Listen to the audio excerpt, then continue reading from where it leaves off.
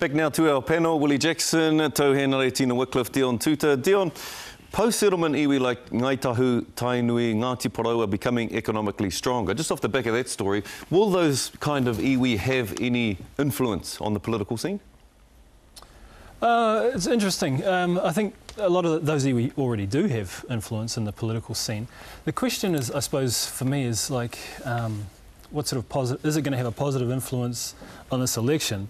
I mean, I think that earlier snippet that you saw before that section, you know, you had that young man there talking about Tainui being worth $1.something billion, but him not necessarily seeing the flow down, the benefit to the person on the street, you know.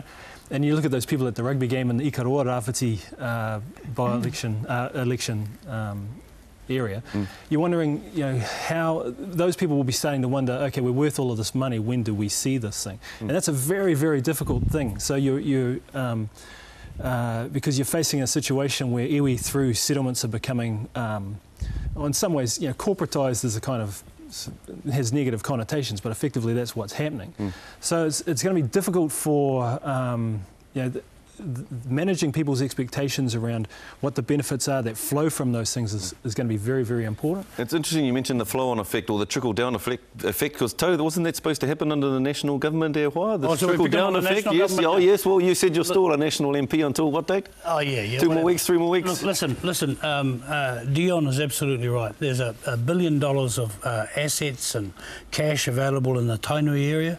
The trick is to explain to the people that this actually all is trickling down in a way. It's not Tainui's responsibility to fix up the poor housing statistics or the jobs or education. That's government's responsibility.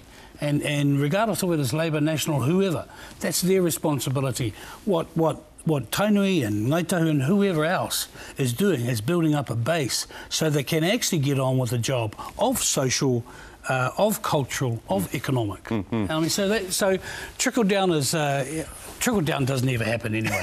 But there is a growing expectation that we've seen with the national government as well, that iwi use their treaty settlement money to address social deprivation, social ills. Whether that's a fair expectation, I'm not really sure. When you're getting this, so when did the National Party announce that? Heinous crimes. That's why you guys are sending in ministers. They didn't tell you. They didn't tell you too, because they know you're retiring. You can't keep saying how rich our economy is. Mark Solomon and them all talk about we're worth 30, 40 billion, and then not want to put 1 cent up. You know, I know what Tau's saying. What Tau's saying is not far off the mark, but there might come a time where the government, especially if these Tories stay in for much longer, they don't give us too much more money, and tribes might have to look to invest. Tina, I want to come back to you because it's official. The Mana Party have now changed their name, and they are now the Mana Movement. For the third time? What point do you think they're trying to make by its continual name changes? And Mana also has to be spelt in full caps, so it's almost like they're screaming. Yeah. Only mad people type in block letters. Because they see themselves as a movement rather than a party, and the people that they're trying to appeal to, the disengaged, you know, people in the margins. They are more likely to feel an affinity with a movement than a party, which, when we think of party politics, well, Nicky Hager's book just goes to show that, you know, political party politics can get really dirty. Well, I think they're trying to get away from that. The book has been the big political talking point this week, hasn't it? For the left. Dirty politics. Well, Tau, it's against your party, most of it. What do you think about the book? Of course it's against our party. Of course it's election time. I mean, I wouldn't expect anything else from Uriah Heep. I mean, look, let's get this straight. Politics is a dirty game. When it becomes nice and tidy is the day hell freezes over.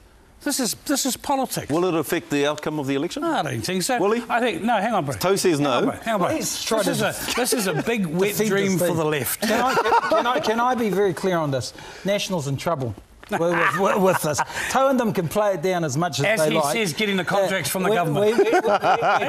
We're talking about 1 or 2% who float around the middle. People like sort of yourself, and you know you straddle the middle. Now, how many people are going to be affected by this? National only has to lose 1 or 2%.